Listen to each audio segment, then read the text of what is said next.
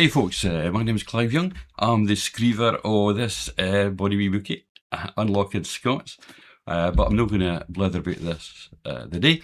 I'm going to give some thoughts on the Doric Bootcamp. I was up in Portsoy in Banffshire over the weekend at this event that was put together by Dr. Jamie Fairbairn and Andreas Wolf.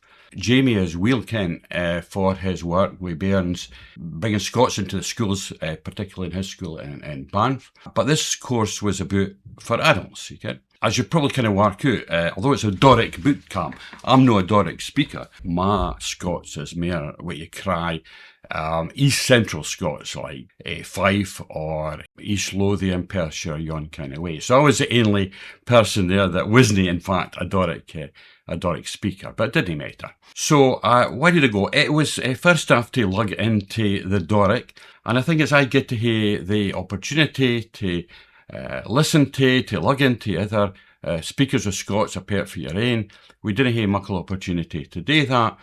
And I think when we do, it's often a case of a game of spot the difference. But for me personally, I'm more interested in what we all have in common, and all the dialects have muckle in common. And I had another thought, kind of interested in running such a thing, doing here in Glesga, where I bide the new, no in the Doric, in Glesga Scots. The hail jing bang was awfully good. It's a good laugh, in fact. I learned a handful Doric wordies, a yawn, fit like. It was awfully well put together. The group was friendly group of folk, a mixture of kind of ilkedy Doric speakers. A few folk kind of reconnecting maybe with the language of their bairnhood. 2 or 3 folk just interested in northeast culture. So, what did we do? Well, a lot of games, word games, kind of braiding or kind of rediscover our vocabulary.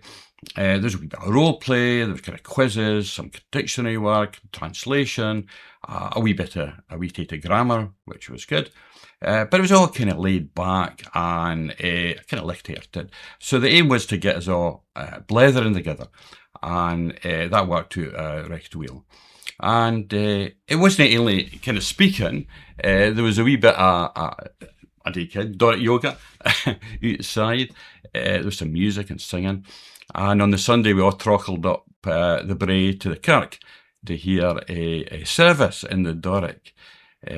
Myself, like a pair of, you can, weddings and funerals, I'd no been in a normal service for near on 50 years, and I was fear a kind of flash of lightning would dunt me down as I went through the door. But that didn't happen, and it was actually really braw. And we got a kind of peace and a cup of tea after, and a chance to blether with the parishioners, and it was all good stuff, Anyways, if you're into the Scots, or especially like into the Doric, get your names down for next year. Now, could this all work in Glesga? Aye, maybe.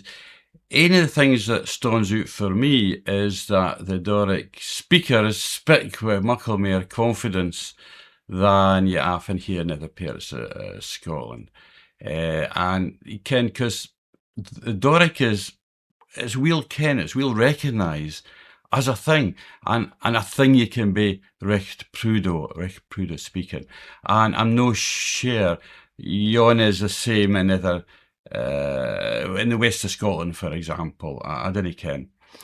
If I was doing such a workshop in Glesga, I'd of course I would focus on Glesga speak, Glesga wordies. But I'd hate to, I think, start off with the prejudice that many folk feel.